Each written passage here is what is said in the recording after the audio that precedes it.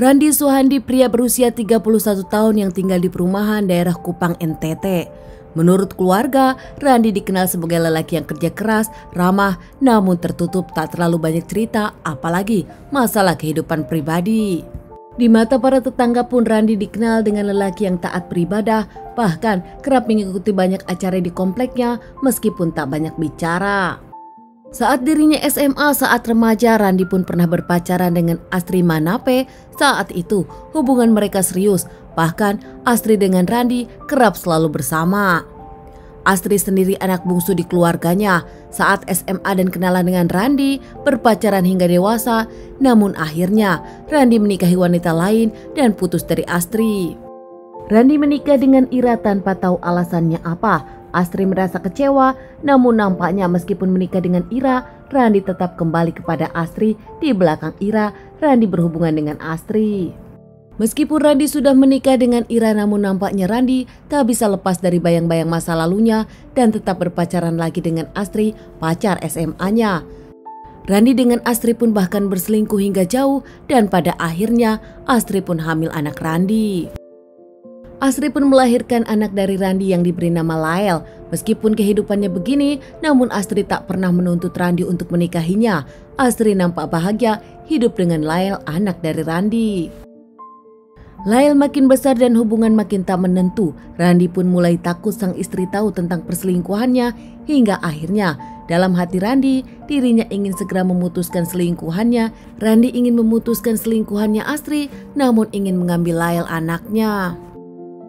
Saat itu Astri tengah menginap di saudaranya bersama Lael. Astrid sendiri sudah bilang kepada keluarganya untuk menginap di rumah saudaranya.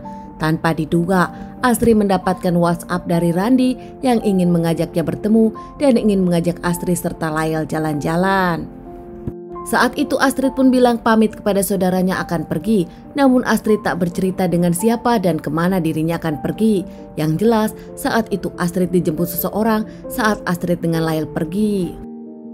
Hari itu Astrid dijemput Randi dengan mobil sewaan Randi. Randi memang sengaja menyewa mobil ras warna hitam. Dirinya memang punya sesuatu untuk Astrid, tanpa Astrid tahu kalau Randi berniat untuk memutuskan dirinya.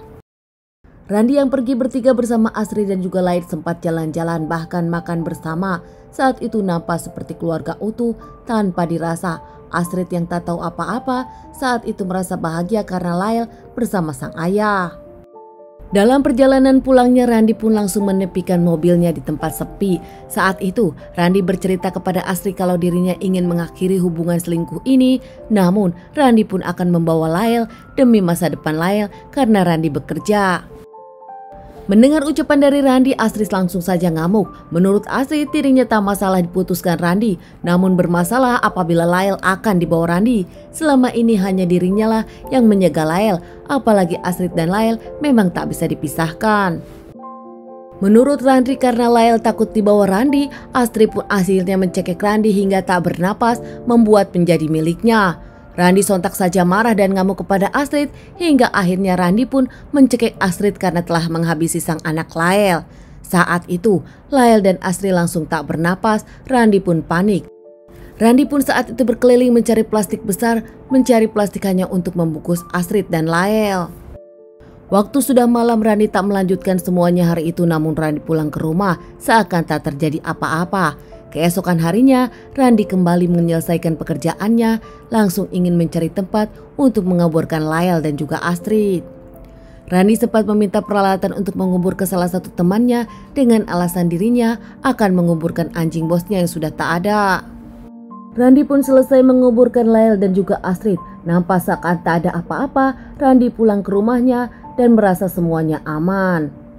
Namun tanpa Randi sadari, keluarga dari Astrid merasa ada yang aneh karena sudah beberapa hari Astrid tak ada kabar, bahkan tak pulang, tak seperti biasanya. Keluarga dari Astrid pun mencari Astrid dan Lael kemana-mana hingga berakhir melaporkan kepada pihak polisi tentang kehilangan Astrid dan Lael. Di tempat yang berbeda beberapa bulan kemudian, penggali proyek menemukan 2 bungkusan besar yang diawali mereka menyangka itu adalah bungkusan sampah. Namun usai dibuka ternyata cukup mengejutkan. Bau tak sedap datang dan ternyata hasilnya 2 bungkusan besar itu adalah bungkusan jasad. Akhirnya, pegawai proyek tersebut pun langsung melapor kepada pihak kepolisian dan pihak kepolisian pun langsung datang untuk olah TKP. 2 bungkusan itu pun langsung dibawa ke rumah sakit untuk identifikasi korban yang ternyata hasilnya 2 bungkusan itu adalah 2 orang yang dilaporkan hilang oleh keluarganya, yaitu Astrid dan juga Lael. Pihak kepolisian pun langsung melaporkan kepada keluarga Astrid yang tak lama langsung datang ke rumah sakit. Terlihat ratapan ayah Astrid yang terasa kehilangan Astrid dan Lael untuk selama-lamanya. Pihak kepolisian pun terus mencari bukti-bukti yang ada terkait permasalahan ini, bahkan terus mencari siapa pelakunya. Meskipun memang susah karena bukti-bukti yang ada nampak tak kunjung datang.